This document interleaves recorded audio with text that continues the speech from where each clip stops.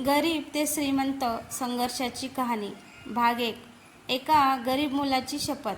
पहाटेचे 5 वाजले होते. गावातील कोंबड्यांनी आरवायला सुरुवात केली होती. छोट्याशा मातीच्या घरात राहणारा आर्यन नावाचा 18 वर्षाचा मुलगा झोपेतून उठला. घराच्या छपरातून पावसाचं पाणी गळत होतं.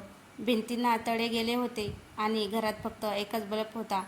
आई चुलीवर कोरड्या लाकडांनी आग पेटवत होती. आर्यन, उठ बाळा, आज शहरात काम शोधायला जायचं आहे ना?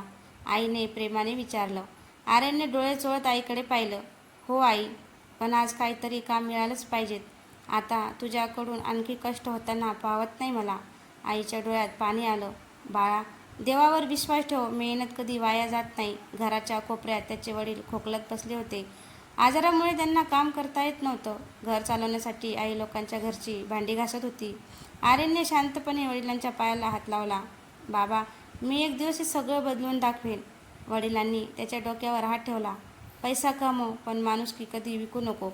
ही वाक्ये आर्यनच्या मनात कायमची कोरली गेली. त्या दिवशी तो शहरात गेला. सकाळपासून संध्याकाळपर्यंत त्याने जवळजवळ 20 दुकानात काम मागितलं, पण प्रत्येक ठिकाणी एकच उत्तर, अनुभव आहे का? नाही. मग काम नाही. थकलेला आर्यन एका बसस्टँडवर बसला. खिशात फक्त 20 रुपये उरले होते. भूक लागली होती. त्याचवेळी त्याच्या नजरेस एक वृद्ध आजोबा पडले. 2 दिवसापासून त्यांनी काही खाल्लं नव्हतं. आर्यनने क्षणभर स्वतःचा विचार केला आणि पुढच्या क्षणी त्याने त्या 20 रुपयात 2 वडापाव घेतले. एक स्वतःसाठी आणि एक त्या आजोबासाठी.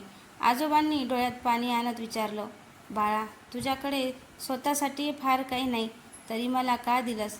आर्यन हसला. आजोबा, माझी भूक उद्या भागेल, पण तुमची आज भागली पाहिजेत. आजोबा काही क्षण त्याच्याकडे पाहत राहिले. मग हसत म्हणाले, बाळा, आयुष्यात पैसा कमवणारे खूप भेटतील, पण मन जिंकणारे फार कमी असतात. हे बोलून त्यांनी खिशातून एक जुनं पिवळं पडलेलं व्हिजिटिंग कार्ड काढलं. उद्या सकाळी या पत्त्यावर भेट. आर्यनने कार्ड हातात घेतलं. त्यावर फक्त एवढंच लिहिलं होतं, RK ग्रुप ऑफ इंडस्ट्रीज. आर्यनला काही समजलं नाही.